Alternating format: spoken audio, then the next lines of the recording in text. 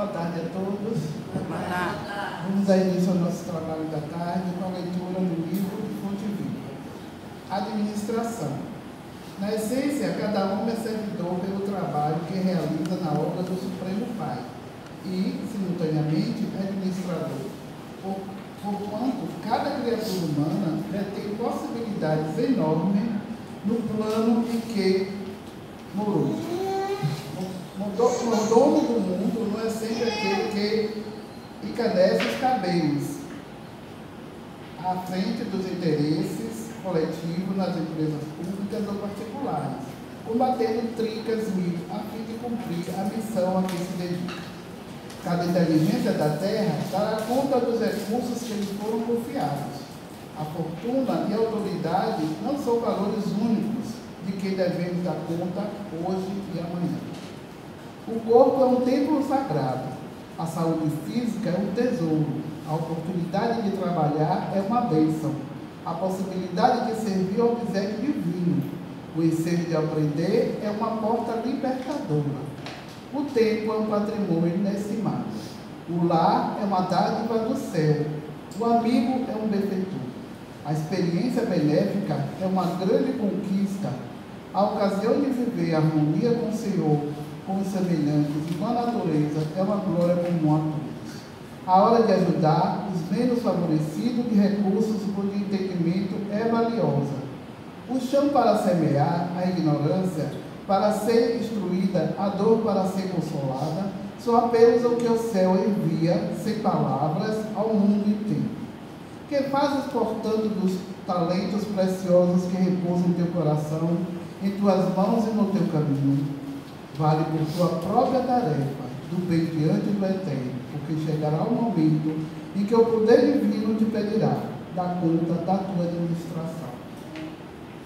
Bem fortíssimo.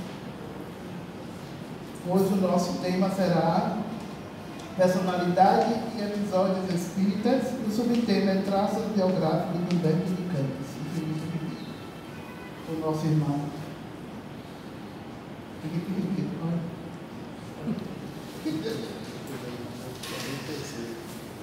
Eu tenho aqui alguns avisos. Nós estamos aceitando doações e gêneros alimentícios.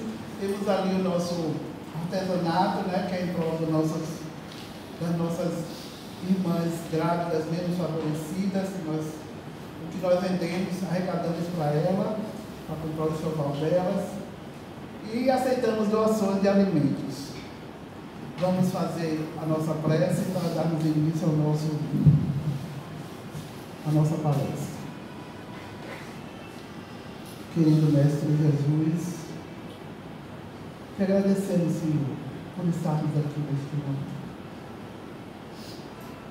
Envolve, Jesus, o nosso palestrante. Que essa tarde seja um banquete de luz, de paz e de harmonia. Os trabalhadores da última hora, envolva a todos que estão aqui, encarnados e desencarnados, e aqueles que aqui não puderam comparecer. Gratidão, Senhor, por tudo que temos e que somos. Envolve o mundo, Jesus, em paz. A terra reclama paz, a terra pede paz.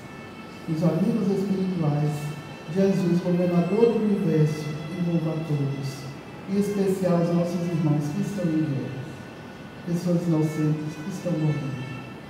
Obrigada, Jesus, por essa tarde. Que a paz permaneça no coração de todos, hoje e sempre.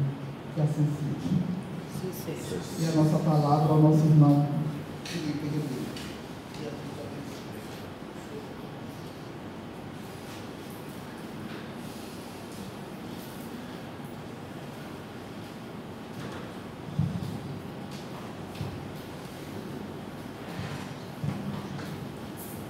Boa tarde a todos.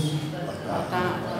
Que bom estar com vocês nessa linda tarde de hoje para falarmos sobre um tema que palpita, porque nos traz conhecimentos acerca de alguns autores que muitas vezes só conhecemos os livros e não conhecemos as suas histórias.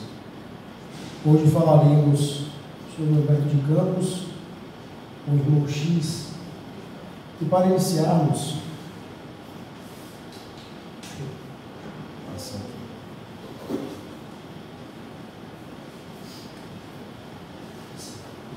Só um minuto. Na setinha.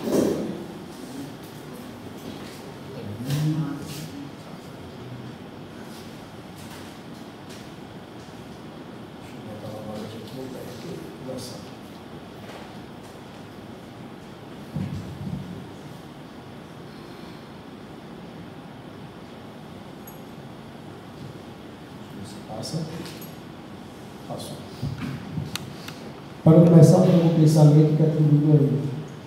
Prefira afrontar o mundo, servindo a sua consciência, a afrontar a sua consciência para ser agradável ao mundo.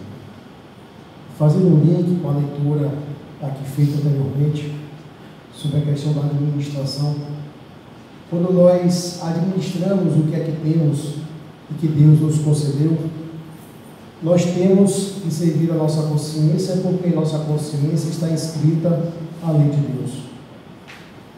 Por mais que a gente tente muitas vezes justificar os nossos atos, lá no íntimo, lá no fundo, quando nós, porventura, nos equivocamos, nós compreendemos que estamos infringindo a lei de Deus. Então a gente tem que afrontar o mundo servindo a nossa consciência. E não moldar a nossa consciência para servir ao mundo. Como bem disse o Mestre, aquele que procura ganhar o mundo no mundo, perdeu no mundo dos céus. Porque a gente não pode perder de vista que a verdadeira pátria é a pátria espiritual. E seremos cobrados, entre aspas, por aquilo que aqui fizemos. Porque Deus não nos cobra, quem cobra é a nossa própria consciência. Então temos que procurar andar alinhados a ela. E falou sobre Humberto de Campos. Ele nasceu em Piritiba, no Maranhão, em 1886 e desencarnou em 5 de dezembro de 34. Ele nasceu em uma família humilde de um vilarejo norte-maranhense, então chamado Piritiba, que em 34 foi promovido ao município em sua homenagem e rebatizado para se chamar município de Humberto de Campos. Tamanha a trajetória que ele esteve aqui, que ele recebeu essa linda homenagem.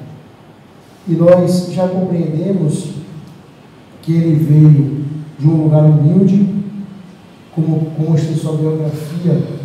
Ele foi um menino pobre, estudou com esforço e sacrifício, e aos 5 anos ficou órfão do pai e foi com sua mãe morar na capital São Luís, onde desde cedo começou a trabalhar no comércio para ajudar no sustento da sua família. Sua infância foi marcada pela miséria. Um tempo depois se mudou para o Rio, que então era a capital da República, onde se tornou um grande jornalista e cronista perfeito. Suas páginas foram colunas em todos os jornais importantes do país. Em que pese ter tido uma infância na miséria, ele não se rendeu. Ele serviu a sua consciência, como bem dito no início. E sua vida de jornalista foi muito marcada quando estava em vida física, a ponto de, após a desencarnação, ele ser conhecido como repórter do além. Porque o seu estilo literário que ele construiu, mesmo depois que suas obras foram colocadas para serem analisadas por especialistas, as obras então psicografadas por Chico comprovaram que era ele mesmo. Os estudos, as críticas, por mais que tentassem render dizendo que era uma fraude os livros que Chico psicografou, os estudos comprovaram que não. Então a vida dele enquanto jornalista, ele cresceu, construiu, sempre na base de crônicas. Ele se formou em jornalismo e muito rapidamente ganhou notoriedade. Depois de passar pelos jornais da Folha do Norte e a província do Pará, na capital paraense, transferiu-se em 1912 para o Rio, então capital federal, onde foi admitido no jornal Imparcial, trabalhando ao lado de notáveis figuras como Rui Barbosa e José Veríssimo, além de se tornar amigo de ilustres literatos como Olavo de Laje. Se dedicou somente à arte de escrever. Tinha sérios problemas financeiros, então resolveu mudar de estilo. Eu fico imaginando, antigamente, essas grandes figuras que por aqui passaram, a exemplo de Rui Barbosa, Humberto de Campos, que desde muito cedo se preocupava com o seu estilo, se preocupava com a mensagem. Como veremos adiante, Humberto de Campos, ainda em vida, mudou o seu estilo para poder se tornar uma pessoa que consolava pelas suas letras. E por ter convivido com pessoas também de grande notoriedade, como Rui Barbosa, por exemplo, que já ficou conhecido por ser um grande lutador pela justiça, ele também bebeu dessas fontes. E ele mesmo, mudando de estilo, como veremos, após alguns problemas de saúde, foi que ele conseguiu se firmar como um grande consolador. Eu estava ouvindo alguns traços biográficos dele, e ainda em vida ele chegou a falar algumas coisas sobre Chico Xavier, porque eles foram conterrâneos, viveram na mesma época. E eu fico imaginando a questão de muitas vezes não termos o cuidado com aquilo que falamos e escrevemos, que dizem que o que ele escreveu de Chico foi meio que uma crítica às questões de Parnaso além comum. E posteriormente ele veio, pelas linhas de Chico, nos transmitir grandes obras. Além de brilhante repórter, Humberto de Campos ficou famoso por suas crônicas e contos, levando em 1920 a ser eleito membro da Academia Brasileira de Letras, sucedendo ao amigo Emílio Menezes na cadeira número 20. Ele também foi eleito deputado federal pelo Maranhão, sendo reeleito nas sucessivas eleições até ser cassado pelo golpe de Estado, culminado pela Revolução de 30. Aí eu trouxe como curiosidade, quando você entra no sítio eletrônico da internet, lá na página da Academia Brasileira de Letras, tem a página de Humberto de Campos. E no perfil acadêmico eles dizem: terceiro ocupante da cadeira 20, eleito em 30 de outubro de 1919, na sucessão de Emílio de Menezes, e recebido pelo acadêmico Luiz Murat em 8 de maio de 1920. Ele está lá, ele gravou a sua vida na história, esse grande escritor. E eu, quando eu li que ele foi deputado, eu lembrei muito também da vida de Bezerra de Menezes, que também foi deputado, que também lutou mesmo na política. Eles conseguiram essa reeleição e não ouvimos falar, pelo menos nas minhas pesquisas, nenhuma conduta que desvirtuasse a vida de Humberto de Campos. Nos fala ainda que ele foi autodidata, um grande leitor, acumulou erudição, que utilizava nas suas crônicas, foi um poeta neoparnasiano e fez parte do grupo da fase de transição anterior a 1922. Autodidata. Hoje, mesmo com nossos inúmeros recursos tecnológicos e facilidades de estudo, a gente muitas vezes não consegue chegar à erudição ou ao conhecimento, e ele foi autodidata. Eu fico pensando, hoje, com o uso das inteligências artificiais, que você consegue escrever um livro em apenas alguns minutos, bastando dar os comandos. Como é que a gente vai parar? Porque está havendo uma preguiça no pensar. Um neurocientista dando entrevista falando que a gente tem perdido a capacidade criativa até em nossas crianças. Esse mundo lúdico que é tão importante para o crescimento e amadurecimento. As facilidades que nós temos está fazendo com que a gente perca essa nossa capacidade. Eu imagino os senhores e as senhoras, um autodidata como Humberto de Campos. E era comum as pessoas, antigamente, não receberem estudos, ou pelo menos não estudarem com afinco para se tornarem grandes personalidades. Então, eu me preocupo muito, e aí lá no trabalho mesmo, quando pedem algum prazo com urgência, Felipe, temos que fazer um parecer algo com urgência, tem que ser para hoje. A primeira coisa que a gente pensa em fazer é usar logo a inteligência artificial. que é a questão da facilidade. E o mundo está caminhando para facilitar cada vez mais a nossa vida e diminuir mais a nossa capacidade de pensar, de ajudar, de criticar. Você pegar hoje, por exemplo, o WhatsApp, você mandar uma mensagem, ele já traz codificado, escrito, porque a gente não quer nem ouvir. A gente já não consegue mais se falar, já perdemos às vezes a capacidade de conversar por muito tempo com a pessoa, que ficamos logo, como dizem, entediados. E aí Leandro Carnal, que é um historiador, um pensador atual, ele contando que quando ele dava aula na Unicamp, ele resolveu fazer um teste com os seus alunos. Durante a aula toda, ele deixou o seu celular ligado e ficava fingindo ligações, que ele recebia ligações. Interrompia a aula para falar no celular, ou durante a própria aula ele mandava mensagem, parava para mandar mensagem dizendo para os alunos: ó, é urgente, eu tenho que responder.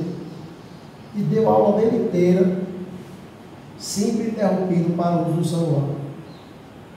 E aí, ao término da aula, ele perguntou aos alunos se eles tinham percebido algo diferente. E os alunos: não, foi uma aula normal, não percebi nada diferente não. Vocês não perceberam que eu interrompi a aula toda no celular? Não, professor, isso aí é no dia a dia. Porque hoje você vai conversar com as pessoas, é o olho em você, o outro no celular. Então a capacidade hoje que nós temos de fazer o Espiritismo, como o próprio Kardec disse, um Espiritismo crítico, um Espiritismo instruído, porque ele dizia: espíritas amai os instruídos, é para que a gente não perca essa nossa capacidade de pensar. Posteriormente, ele adotou o pseudônimo de Conselheiro XX e escreveu uma crônica engraçada a respeito do eminente pessoa da época, Medeiros e Albuquerque, tornando motivo de chacota dos cariocas por vários dias. O sucesso foi total e cartas choveram às redações de jornais solicitando novas matérias do Conselheiro XX. Quando adoeceu, modificou completamente o seu estilo, sepultou o Conselheiro XX e nasceu outro Humberto, cheio de piedade, compreensão e entendimento para com as fraquezas e sofrimentos dos seus semelhantes. Dizem que, logo após Chico ter sofrido junto com a febre um processo por causa dos direitos autorais dos livros de Humberto de Campos, ele adotou o pseudônimo Irmão X. E aí falam que, assim como Saulo morreu para o mundo e nasceu Paulo, porque Saulo perseguiu os cristãos, e ao ver Jesus Cristo no caminho para Damasco, ele mudou o seu nome, ele rebatizou-se, por assim dizer. E de igual forma, Humberto de Campos, quando passou um tempo sumido e reapareceu, ele adotou o pseudônimo Irmão X, como se fosse um rebatizamento de Conselheiro XX. Por isso que, quando alguns perguntavam quem era aquele Irmão X, e é como fizeram esse livro. E após a doença, ele mudou, se tornou um escritor mais cheio de piedade. E as inúmeras cartas que ele recebia de dor e desespero, pedindo socorro e auxílio, e as respondia em crônicas pelos jornais, atingindo milhares de leitores em circunstâncias idênticas de provações e lágrimas, e deles recebeu consolação e esperança. Ele se fez amado por todo o Brasil, especialmente na Bahia e São Paulo. Entretanto, o Maranhão, sua terra natal, jamais o aceitou. Seus conterrâneos chegaram-lhes a hostilizá-lo, o que lhe causou amargas decepções. Só que depois, como se fosse um auxílio, pelo menos uma resposta, o município dele, que ele nasceu, foi rebatizado com o seu nome, como se fosse um arrependimento do estado natal dele. E esse socorro, esse auxílio que ele prestava ao próximo através das cartas, se manteve pós-morte. Porque os livros deles, as crônicas que ele nos brindou, nos deu, todas no fundo trazem uma lição, trazem uma compreensão traz um entendimento. E, pelo menos para mim, quando eu estou precisando tranquilizar a minha mente, mas fazer uma leitura que ao mesmo tempo me ensine, me acalme e me console, eu recorro a ele, porque é uma leitura fluida, uma leitura que nos faz ter um pouco mais de compreensão acerca do amor de Cristo.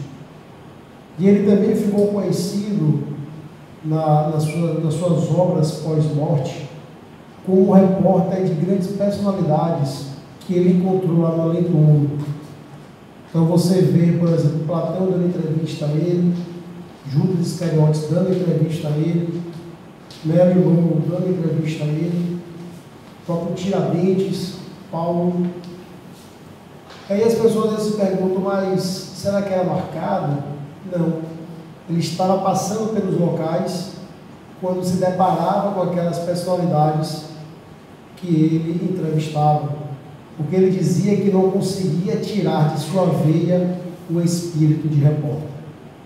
A exemplo, quando ele estava passando pelas ruas de Hollywood em espírito, ele encontrou o espírito de Mary Monroe e ele fez uma entrevista com ela, e ela fez uma grande revelação acerca do seu desencarne. Então ele traz nas suas páginas justamente esse consolo para nós.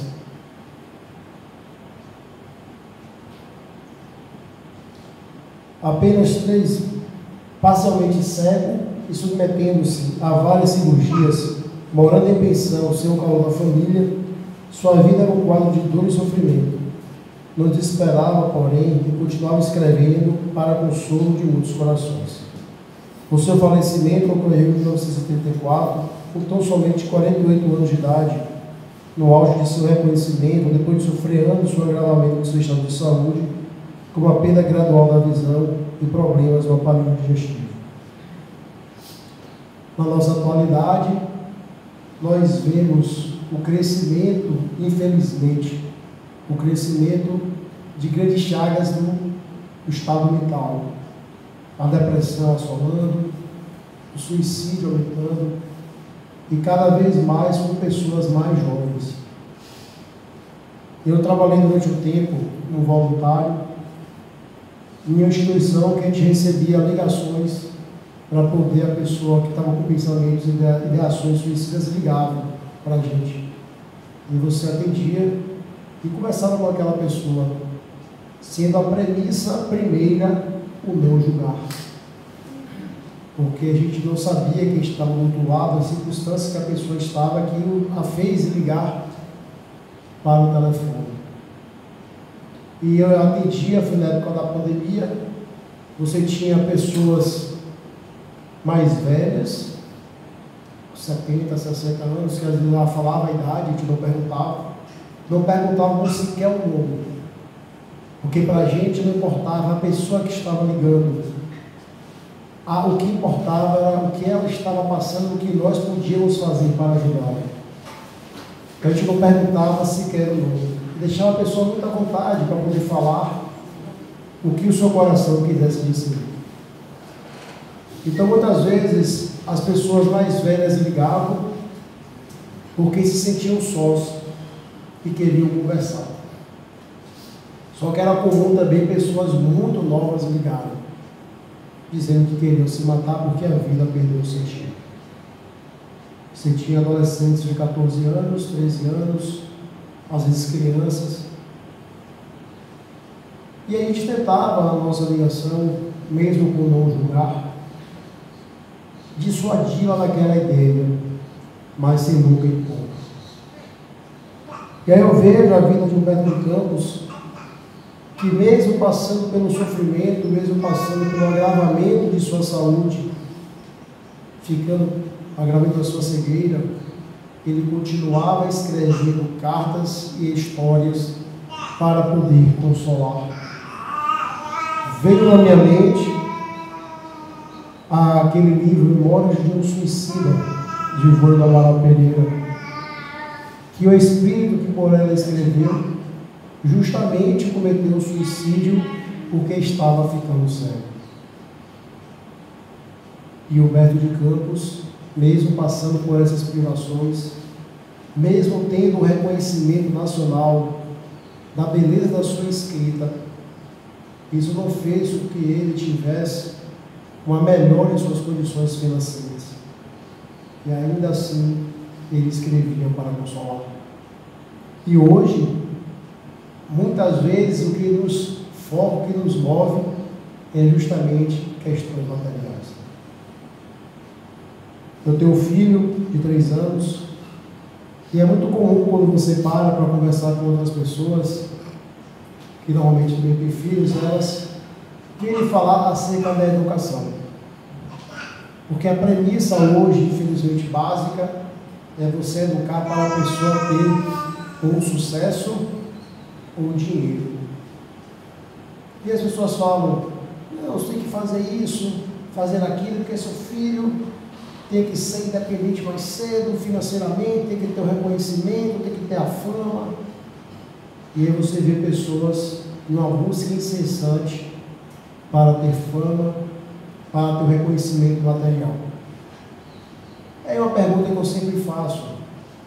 Porque ao invés de nos preocuparmos em ter um homem de bens, não nos preocupamos em ter um homem de bem, um homem do bem. Porque é tão importante essas questões materiais a ponto de desfocar ou nos desvirtuar, que ao invés de buscarmos a moralidade, que é o que falta hoje, a educação moral, buscamos tão somente uma educação intelectual. Não que não seja importante, claro que é, mas temos que ser pessoas voltadas também para o Evangelho, para a evangelização.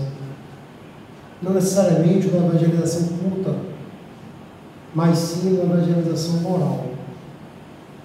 No livro O Evangelho segundo o Espiritismo, há uma passagem da irmã Caridade que ela fala que percorria as ruas e tocava no coração quando via mães conhecer os murchos que não tinham mais leite para poder amamentar o seu filho na extrema miséria. Mas que os olhos daquela pessoa brilhavam quando via alguém lhe estender a mão. A caridade. E a caridade nós só conseguimos fazer se estivermos voltados para sermos homens de bem. E Humberto de Campos, ele fazia a caridade mais difícil que a caridade moral, porque ele consolava pelas suas vidas. Hoje, muitas vezes, não temos tempo sequer de consolar com uma ligação. E quando a gente recebe uma ligação de alguém que está sofrendo, se passar 5 minutos, já fica entediado. Meu Deus, essa pessoa fala demais, o que é isso? Não vai desligar não. E aí ficamos no telefone com a pessoa, mas muitas vezes desfocado, fazendo outras questões. Então imagine Humberto de Campos passando por uma miséria financeira, doente, afastado de sua família, e ainda assim escrevendo para poder consolar.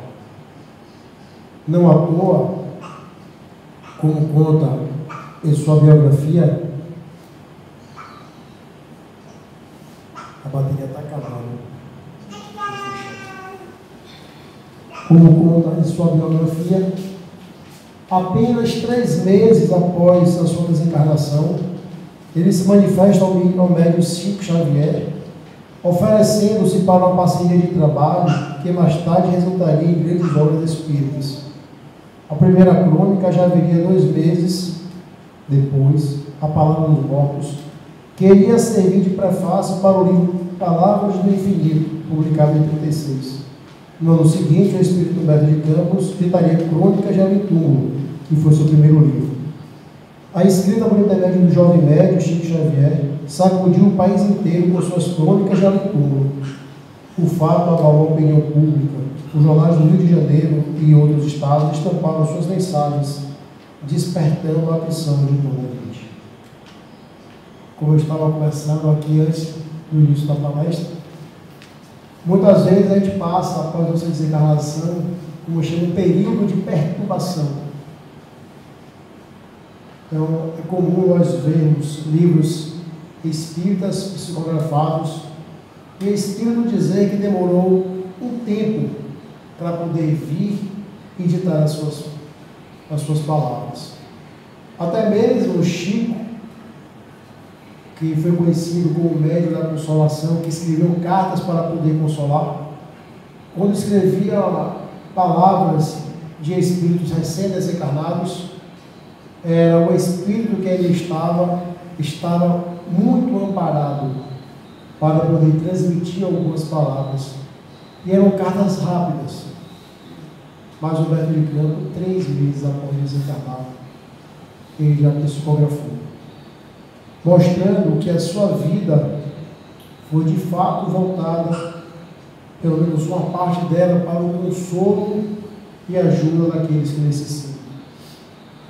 Mesmo tendo a notoriedade de ir para a Academia Brasileira de Letras, ele não teve nem se iludiu, vislumbrou com as questões materiais.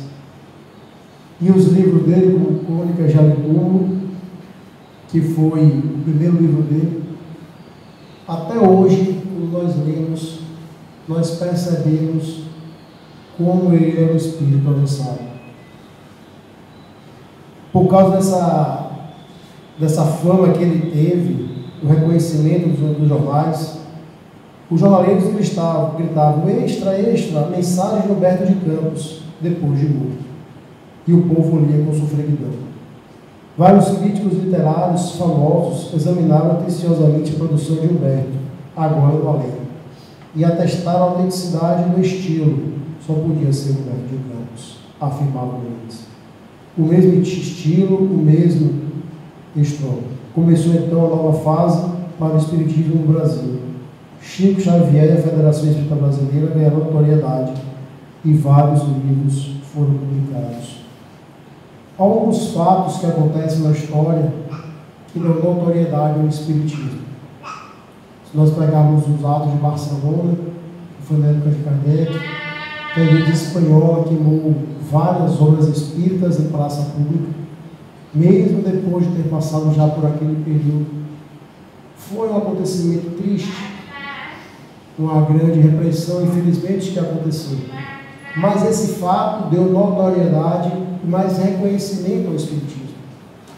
Porque tem pessoas que só passam a ter conhecimento quando algo grandioso acontece. E por ser um desencarne recente, quando Humberto de Campos já veio 3 meses depois, ainda estava viva na memória do povo aquele grande escritor. E todos corriam curiosos para saber o que ele tinha a dizer. E é engraçado que isso não mudou, porque hoje, se algum médium botar na internet que recebeu a mensagem de alguém famoso, aí vai bombar de like, como alguns dizem. E muitas vezes não nos preocupamos em analisar criticamente aquela mensagem que foi escrita. Porque às vezes as pessoas, em busca de um reconhecimento, podem até inventar histórias. O que não foi o caso. Pois, quando posto à prova de críticas, comprovaram a autenticidade daquelas mensagens. Quase 3 anos após a sua desencarnação, em 1937, a primeira obra espiritual é publicada pela psicografia de Chico, o livro Crônicas de Além-Túmulo. À época, diferentes críticos examinaram a produção e atestaram a autenticidade do estilo. Também, com o selo da editora FEB, a grande obra do repórter do Além-Túmulo, psicografia de Chico Xavier, publicada em 1938. Aí veio o Brasil, Coração do Mundo, Pátria do Evangelho, que é um clássico da literatura espírita. Sua repercussão motivou uma série de processos judiciais que foi acompanhado pela mídia em todo o país. Autor da FEB publicou 12 publicações em seu catálogo Humberto de Campos. Esse livro, Brasil, Coração do Mundo, Pátria do Evangelho, até hoje é analisado. A gente, quando resolve estudar essa obra, nos dá um pouco de esperança e um entendimento para tudo o que estamos passando aqui. Porque nessa obra, por exemplo, ele vai narrar toda a história que precedeu o descobrimento do Brasil, como também todas as passagens históricas que o Brasil passou, nos mostrando que o Brasil é o coração do mundo, é o pátrio do Evangelho. Há exemplo disso, até mesmo na França, onde é o berço do Espiritismo, porque foi lá que Kardec começou a codificação. Hoje, a maior pátria espírita do mundo é o Brasil. Depois de um tempo, veio o que chama o novo espiritualismo. E as pessoas, as outras nações que praticam ou vivenciam o espiritismo, não é esse espiritismo que Kardec codificou. Então é comum, por exemplo, em outros países, você ver como profissão médium. Inclusive tem um seriado que passou há muito tempo atrás. O nome do seriado é Médium, que é baseado em fatos reais de uma médium norte-americana que ganhava vida com a polícia utilizando a sua mediunidade para desvendar crimes. E ela recebeu por isso. Então ela fez da mediunidade uma profissão. E hoje no Brasil, quando você fala, eu sou espírita, as pessoas ainda perguntam, e é kardecista? Como se houvesse outra corrente de espiritismo que não a de Kardec. Ou se o próprio Kardec que cunhou esse nome, espiritismo. Então as obras de Humberto de Campos não é carregada somente de crônicas e às vezes aquela curiosidade como as entrevistas dele, mas também história e conhecimento. E mais uma vez, nos dando esse consolo e essa compreensão que, por mais que estejamos passando por uma situação complicada, difícil, às vezes até que não conseguimos entender, estamos no caminho de Deus, porque lá não há improviso.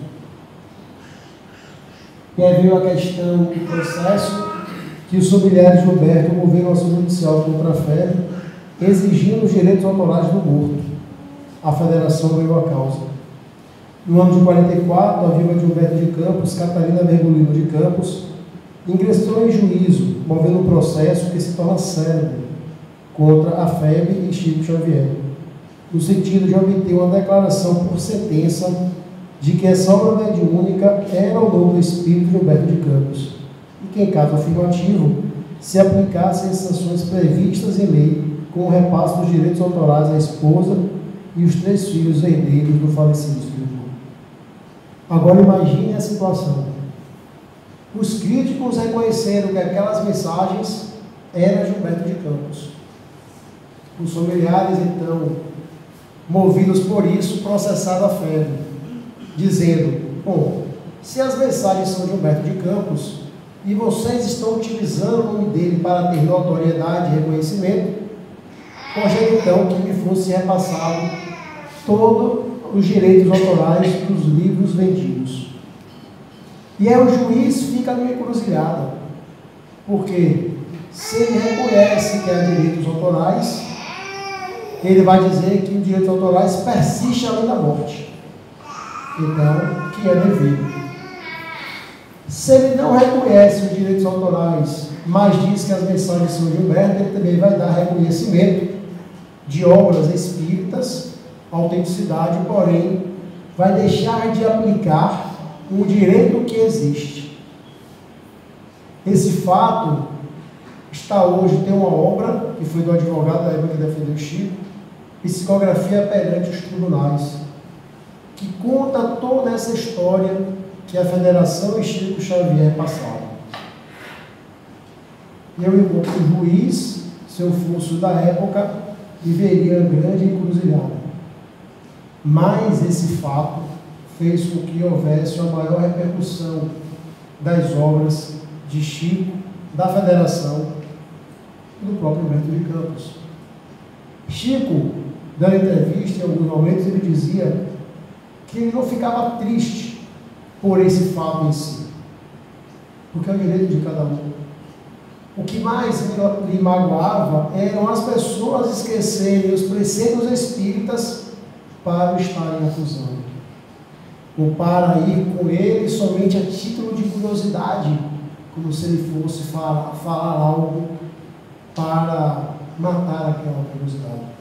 Em diversas cartas que ele trocava com o Will, a época presidente da federação, que depois foram reveladas, tem livros que mostram essas cartas, ele dizia da tristeza dele, mais uma vez, não por causa do processo, mas por causa do que as pessoas levantavam contra ele.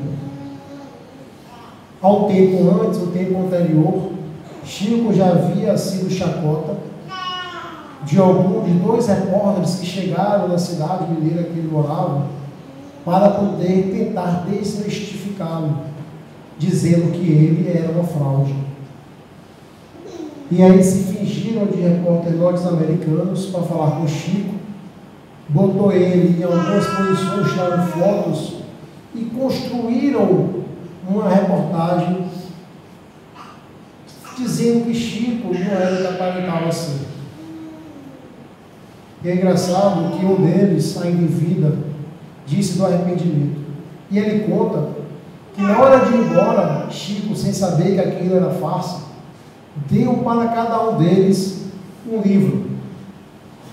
Quando já tinham ido embora, quando os repórteres abriram o livro, e na primeira página já tinha uma dedicatória de Emmanuel chamando ele pelo seu nome.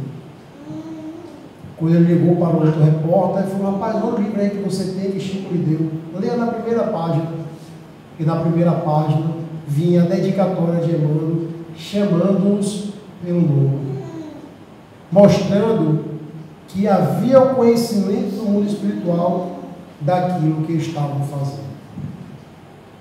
Essa reportagem também virou baixa na época, deu notoriedade. Chico ficou triste, mas depois superou, porque Chico era uma pessoa que veio para viver os preceitos do Cristo, esse grande médium, essa grande pessoa.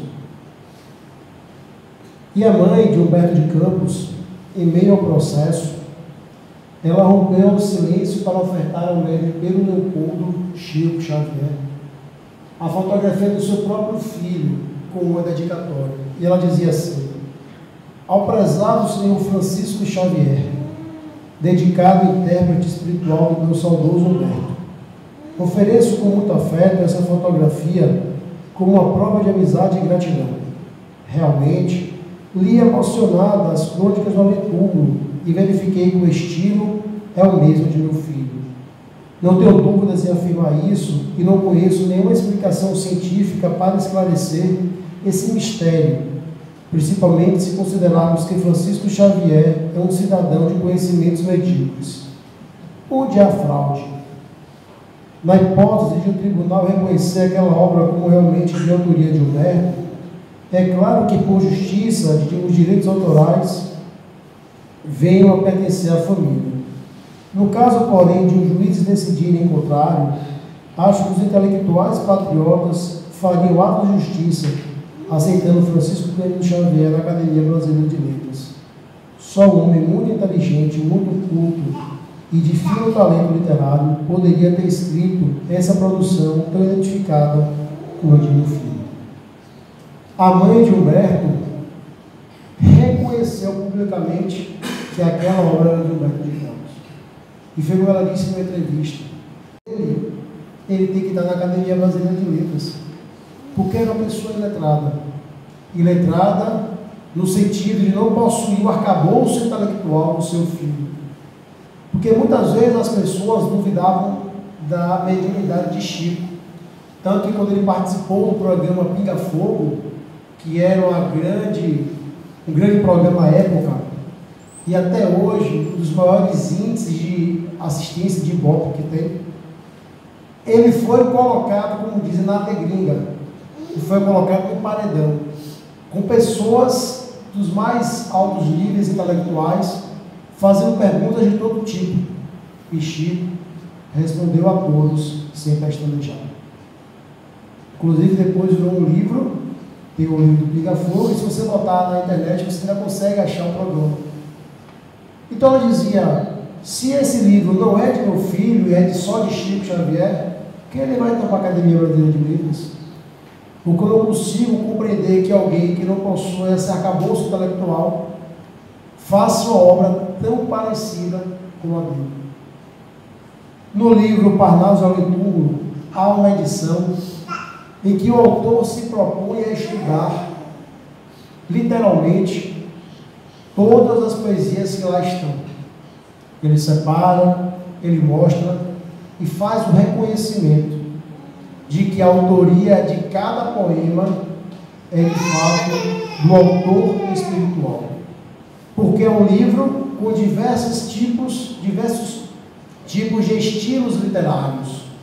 Como é que poderia Chico imitar a todos? Por isso que esse processo, a época quando Chico sofreu, atraiu a atenção das pessoas, sendo mais um episódio que deu notoriedade ao Espiritismo. E é digno de nota o fato de que, após recordar desse tom exaltado que ocorrera há mais de 50 anos, atribuindo ao advogado os equívocos da ação, Humberto de Campos Filho apresenta a interpretação conciliadora e espírita para esse âmbito judicial. Ele diz: tantos anos se foram, tanta água passou sob a ponte, e poucas pessoas hoje em dia não concordariam com uma certeza que temos. Aquele verdadeiro escândalo que ocupou a imprensa, até de outros países, tinha uma razão de ser. Quantas criaturas passaram a se interessar pela doutrina espírita depois daquele verdadeiro bombardeio de notícias desencontradas. E é engraçado que ele atribui a pena da ação por causa de alguns equívocos legais de advogados. Ao final, depois de muitos anos, vocês também acham na internet a conciliação da família com Chico, com pedido de desculpas pelo que aconteceu. E esse fato abalou não somente Chico e a Federação Espírita, como abalou o próprio espírito de Humberto de Campos, porque, constrangido por isso, ele ficou um longo período sem escrever, e quando retornou já estava usando o pseudônimo de Irmão X. E em 15 de julho de 44, quando o processo atingiu o clímax, o espírito Humberto de Campos retoma pelo lápis do médio Chico, tecendo no seu estilo inconfundível uma belíssima e emocionante página sobre o triste problema levantado pela incompreensão humana. Daí por diante, ele passou a assinar simplesmente Irmão X, versão evangelizada do pseudônimo do conselheiro XX, que lhe anotaram no meio literário de quando encarnado. Então, essa incompreensão humana também abalou o espírito, que por mais evoluído, podemos assim dizer que ele seja, não deixou de sentir a injustiça que tinha cometido a Federação Espírita e o próprio Chico Xavier. Mas isso não abalou a ponto de ele parar de escrever. Ele apenas mudou o nome, usando o pseudônimo, para evitar o processo ou para evitar qualquer constrangimento que pudesse ocasionar. Porque não importa quando a mensagem ela tem um cunho cristão, não importa quem escreva, o que importa é a mensagem. Como Allan Kardec mesmo disse, que muitas vezes não importava a autoria da mensagem espiritual à época, mas sim o que tinha a nos dizer.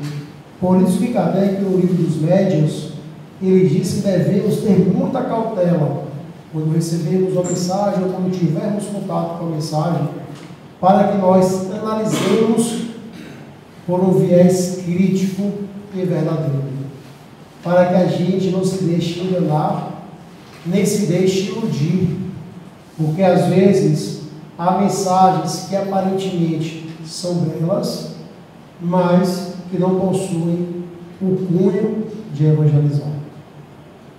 A vida de Humberto de Campos nos mostra a beleza da sua obra, tanto em vida quanto em morte. As injustiças que muitas vezes enfrentamos no mundo por estarmos fazendo bem. Todavia, se nós tivermos Jesus como nosso norte, se tivermos os princípios cristãos como nosso guia, podemos até ficar abalados, mas não iremos desistir de continuarmos seguindo, convictos de que o bem, o amor e a caridade é o que deve nos mover. Porque a caridade material, como está no próprio Evangelho, não é que ela é mais simples, mas ela é mais fácil de ser praticada. Só que a caridade moral, como é a mais difícil, por termos que enfrentar muitas vezes o nosso orgulho e o nosso egoísmo. E os livros espíritas, eles, além de nos ensinarem, também nos consolam e nos mostram para onde devemos voltar a nossa existência. Voltar à nossa existência cientes e conscientes de que a verdadeira vida é a vida espiritual. E para podermos encerrar, eu trago aqui uma poesia de Maria Dolores, psicografada por Chico Xavier. Ante o próximo. E quem é o meu próximo? Indaguei. Ao coração da vida. E o coração da vida, obedecendo à lei, respondeu com voz clara e decidida: olha ao redor de ti, onde o dever te leve, do espaço livre e amplo à senda estreita e breve. Fita em teu próprio lar, é teu pai, tua mãe, teu irmão, teu parente, e mais além do grupo familiar. É o vizinho piedoso e transigente, é o mendigo a esmolar que te visita a porta, o amigo suscetível de amparar-te, é aquele que padece privação ou problema em qualquer parte, é aquele que te esquece e o outro que te humilha, a esconder-se no ouro em que se alteia e brilha, para depois cair quando se desilude. É aquele que se faz bandeira da virtude e o outro que te apoia ou te faz concessões. É aquele que te furta o lugar e o direito, alimentando a sombra do despeito, sem que te saiba ver as intenções. É a mulher que te guia para o bem e a outra que atravessa as áreas de ninguém, avinagrando corações. O próximo, afinal, seja onde for, será sempre a criatura que te busca onde estás, procurando por ti o socorro da paz, rogando-te bondade, amparo e compreensão, amizade e calor, dando-te o nobre ensejo de seguir para a luz da presença do amor. E posso, sem o próximo viver? Perguntei comovida. E disse novamente o coração da vida: acende sem cessar a luz do bem, trabalha, serve, crê, chora, sofre e auxilia. Sem o próximo em tua companhia, nunca serás alguém. Que Jesus nos abençoe, nos ampare no mundo hoje e sempre.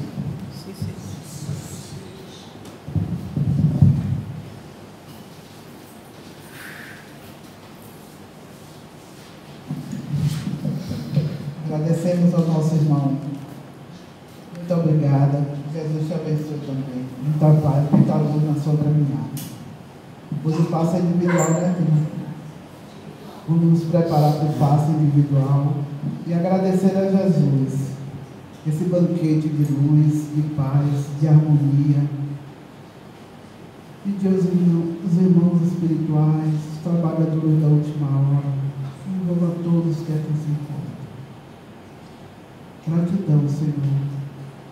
Gratidão por essa tarde maravilhosa, essa tarde do conhecimento.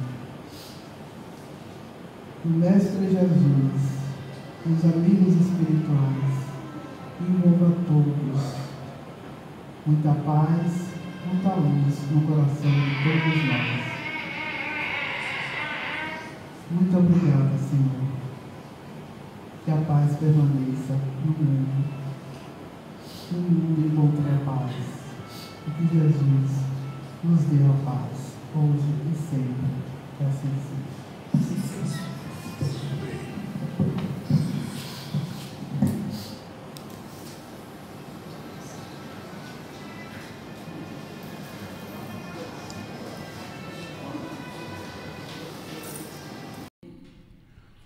Fenômenos alheios às leis da ciência humana se dão por toda parte, revelando na causa que os produz a ação de uma vontade livre e inteligente. A razão diz que um efeito inteligente há de ter como causa uma força inteligente, e os fatos hão provado que esta força é capaz de entrar em comunicação com os homens por meios de sinais materiais. Interrogada acerca da sua natureza, esta força declarou pertencer ao mundo dos seres espirituais que se despojaram do invólucro corporal do homem. Assim é que foi revelada a doutrina dos espíritos. As comunicações entre o mundo espiritual e o mundo corpóreo estão na ordem natural das coisas e não constituem fatos sobrenaturais. Tanto que de tais comunicações se acham vestígios entre todos os povos e em todas as épocas. Hoje se generalizaram e se tornaram patentes a todos. Os Espíritos anunciam que chegaram os tempos marcados pela providência para uma manifestação universal, e sendo eles os ministros de Deus e agentes de sua vontade, têm por missão instruir e esclarecer os homens, abrindo uma nova era para a regeneração da humanidade. Eis em que termos deram ao discípulo de Pestalozzi por escrito, através de muitos médiuns, a missão de codificar esses ensinamentos. Ocupa-te com zelo e perseverança no trabalho que empreendestes com o nosso concurso, pois este trabalho é nosso. Nele pusemos as bases de um edifício que se eleva e que um dia há de reunir todos os homens num mesmo sentimento de amor e caridade.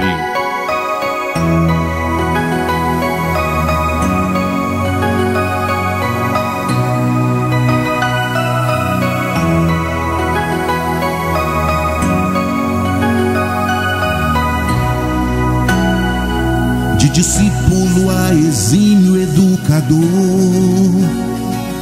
acadêmico incansável, erudito de seu tempo, Hipólite Denis Arrivaio,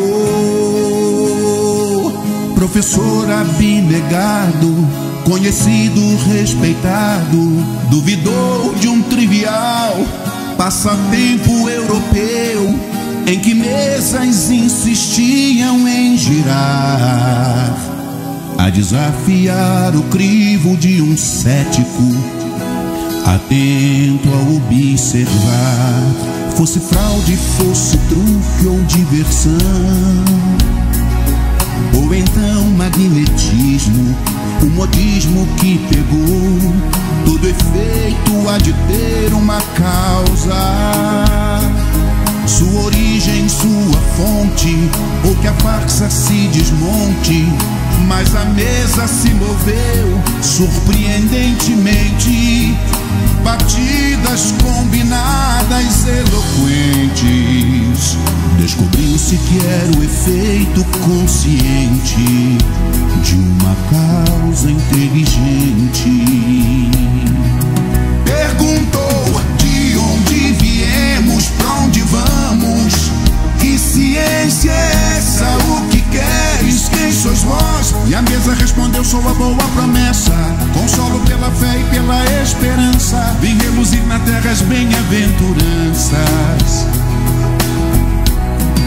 Santos da igreja, cientistas e filósofos, rainhas e imperadores, precursores do evangelho, Deus é todo amor, suprema inteligência, Jesus o vencedor do mal, a luz do dia, de vossa humanidade ele é modelo e guia, e o missionário enfim aceitou a missão, assinou Kardec o espiritismo cristão, juntou ciência, filosofia e religião, mas como todos que pregam a verdade, o amor, ensinamentos que o mundo ainda não aceitou, foi perseguido, apedrejado, mas triunfou, demonizado, livros queimados, mas triunfou.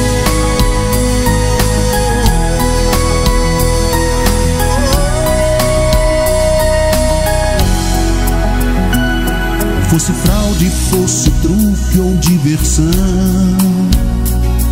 ou então magnetismo, o modismo que pegou.